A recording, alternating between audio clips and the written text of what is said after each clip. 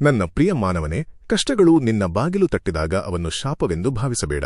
ಪ್ರತಿಯೊಂದು ಪರೀಕ್ಷೆಯೂ ನಿನ್ನ ಆತ್ಮವನ್ನು ಎಚ್ಚರಗೊಳಿಸಲು ಬಂದಿರುವ ಮೌನದ ಗುರು. ಬೀಜವು ಕತ್ತಲೆಯ ಮಣ್ಣನ್ನು ಛಿದ್ರಿಸದೆ ಮರವಾಗುವುದಿಲ್ಲ. ಚಿನ್ನವು ಬೆಂಕಿಯನ್ನು ತಾಳದೆ ತೇಜಸ್ಸು ಪಡೆಯುವುದಿಲ್ಲ. ಹಾಗೆಯೇ ಮನುಷ್ಯನ ಆತ್ಮವು ಪರೀಕ್ಷೆಗಳ ಮೂಲಕವೇ ತನ್ನ ನಿಜವಾದ ಶಕ್ತಿಯನ್ನು ಅರಿಯುತ್ತದೆ. ದುಃಖ ಬಂದಾಗ ಕುಗ್ಗಬೇಡ, ಸುಖ ಬಂದಾಗ ತೇಲಬೇಡ. ಋತುಗಳು ಬದಲಾಗುವಂತೆ ಜೀವನದ ಸ್ಥಿತಿಗಳು ಬದಲಾಗುತ್ತವೆ. ಆದರೆ ಧರ್ಮದಲ್ಲಿ ಸ್ಥಿರವಾದ ಹೃದಯ ಪರ್ವತದಂತೆ ಅಚಲವಾಗಿರುತ್ತದೆ. ನಿನ್ನ ಕರ್ತವ್ಯವನ್ನು ಭಯದಿಂದಲ್ಲ, ವಿಶ್ವಾಸದಿಂದ ನೆರವೇರಿಸು. ಪ್ರತಿಫಲದ ಚಿಂತೆಯಲ್ಲಿ ನಿನ್ನ ಮನಸ್ಸನ್ನು ಕಳೆದುಕೊಳ್ಳಬೇಡ. ನಿಸ್ವಾರ್ಥವಾಗಿ ಮಾಡಿದ ಪ್ರತಿಯೊಂದು ಕರ್ಮವೂ ನಿನ್ನ ಆತ್ಮವನ್ನು ಪರಿಶುದ್ಧಗೊಳಿಸಿ ಜ್ಞಾನಕ್ಕೆ ಇನ್ನೊಂದು ಹೆಜ್ಜೆ ಹತ್ತಿರ ತರುತ್ತದೆ. ನಿನ್ನ ಕಣ್ಣೀರು ವ್ಯರ್ಥವಲ್ಲ, ಅವು ಹೃದಯವನ್ನು ಮೃದುವಾಗಿಸುತ್ತವೆ. ನಿನ್ನ ಸೋಲು ಅಂತ್ಯವಲ್ಲ, ಅದು ವಿವೇಕದ ಹೊಸ ಆರಂಭ. ನಿನ್ನ ಗಾಯಗಳು ದುರ್ಬಲತೆಯ ಗುರುತುಗಳಲ್ಲ, ಅವು ಧೈರ್ಯದ ಮೌನ ಸಾಕ್ಷಿಗಳು.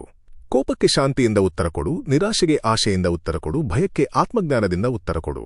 ಪ್ರತಿಯೊಂದು ಅಡೆತಡೆಯನ್ನು ಧರ್ಮದ ಮೆಟ್ಟಿಲಾಗಿಸು. ಆಗ ಯಾವ ಸವಾಲು ನಿನ್ನನ್ನು ತಡೆಯುವುದಿಲ್ಲ, ಅದು ನಿನ್ನನ್ನು ಎತ್ತರಕ್ಕೆ ಏರಿಸುತ್ತದೆ. ನನ್ನನ್ನು ದೂರದಲ್ಲಿ ಹುಡುಕಬೇಡ. ಬಿದ್ದು ಮತ್ತೆ ಎದ್ದ ನಿನ್ನ ಧೈರ್ಯದಲ್ಲಿ ನಾನು ಇದ್ದೇನೆ. ಕಷ್ಟದಲ್ಲಿಯೂ ಸತ್ಯವನ್ನು ಆರಿಸಿದ ನಿನ್ನ ಹೃದಯದಲ್ಲಿ ನಾನು ಇದ್ದೇನೆ. ನಿರಾಶೆಯ ಮಧ್ಯೆಯೂ ಕರ್ತವ್ಯವನ್ನು ಬಿಡದ ನಿನ್ನ ಕೈಗಳಲ್ಲಿ ನಾನು ಇದ್ದೇನೆ.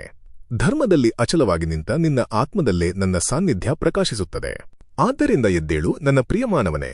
ಪ್ರತಿಯೊಂದು ಸವಾಲನ್ನು ಗುರುವಾಗಿ ಸ್ವೀಕರಿಸು. ಪ್ರತಿಯೊಂದು ಪರೀಕ್ಷೆಯನ್ನು ಆತ್ಮದ ಬೆಳವಣಿಗೆಯಾಗಿ ಅಪ್ಪಿಕೋ.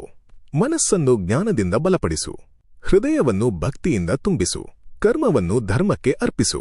ಆಗ ಜೀವನದ ಬಿರುಗಾಳಿಗಳೇ ನಿನ್ನನ್ನು ಮುರಿಯುವುದಿಲ್ಲ. ಅವು ನಿನ್ನನ್ನು ಪರಮಸತ್ಯದತ್ತ ಹಾರಿಸುವ ದೈವಿಕ ರೆಕ್ಕೆಗಳಾಗುತ್ತವೆ.